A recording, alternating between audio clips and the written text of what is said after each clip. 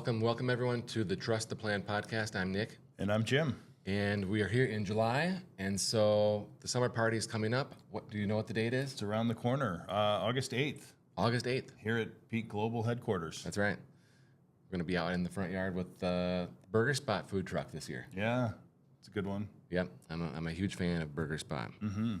So make sure you are watching for the emails and sign up and RSVP. Yeah, RSVP, yep. Yeah. And Jim, at Peak, we believe by providing education and guidance, we can help you make great financial decisions so you can retire with peak confidence, right?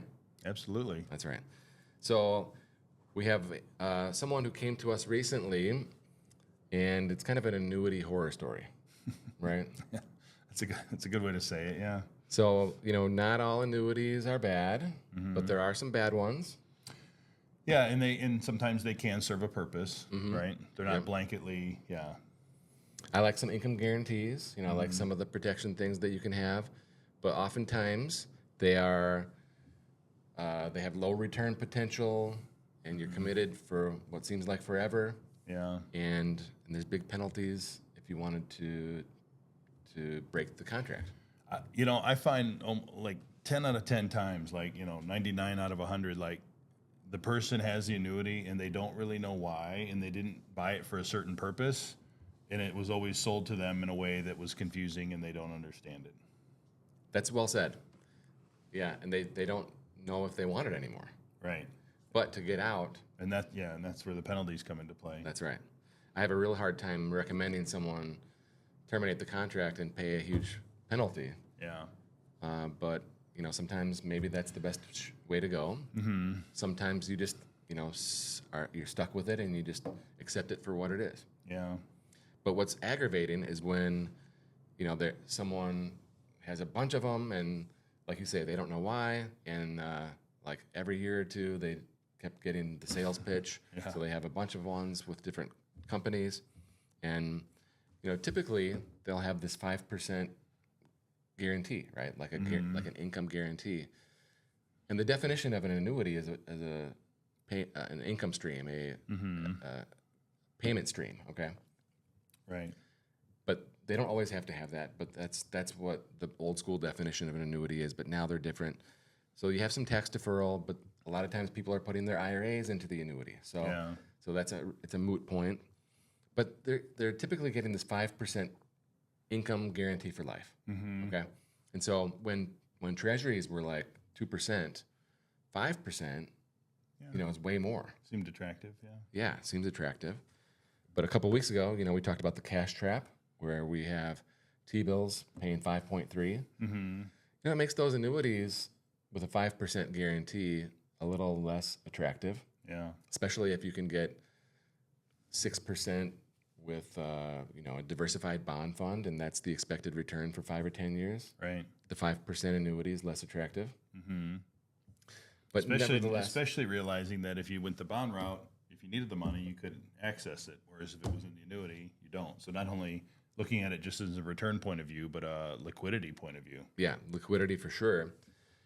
Maybe the annuity, can say we have a 30-year guarantee for 5%. Maybe that's more attractive. But but anyway, the rate environment has changed. Okay, so today it would be a hard sell for me to want to go buy an income guarantee unless I am very conservative. Okay, that's the bottom line.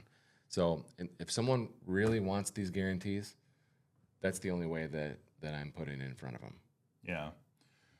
The thing that where I think I see a lot of confusion, I feel like this is for most annuities that come in, is people will come in and say, well, I was told this has an 8% rate of return. It'll always earn 8% every year no matter what.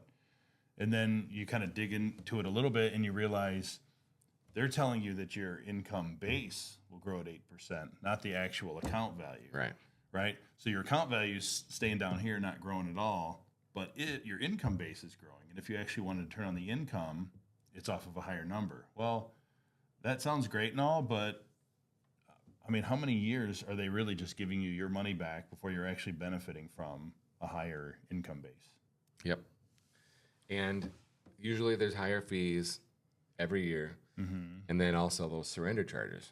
Okay, Yeah. so we see a lot of these companies, and I don't want to name any names, but we see a lot of these companies, they're making that preservation pitch. Market's up, you're going to make money. Market's down, you don't lose. Yeah. But they'll give you like a super low cap. Yeah. And so that means when the market's up 10%, you're only making like 4%. Right. The market's up 30%, you're only making 4%. And they always tell you there's no fee, right? So what's your fee if the market's up 15 and you got capped at 4?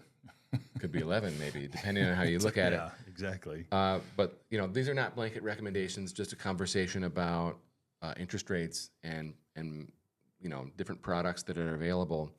And so we just want to, make it known to be, buyer beware, right? So not all ones are bad, but we came across a few really bad ones a couple weeks ago, and it was discouraging because they're still committed for so many more years, and we have to come up with a plan now to make sure that we're gonna use these accounts, because it's hundreds and hundreds of thousands, to make sure that it's not dead money, make sure that it still can be used somehow productively as part of the financial plan. Yeah. So yeah, I guess you'd say buyer beware on annuities. So that's it. So if you would like a second opinion on what your annuity contract looks like, reach out to us at peakwm.com and schedule that second opinion call.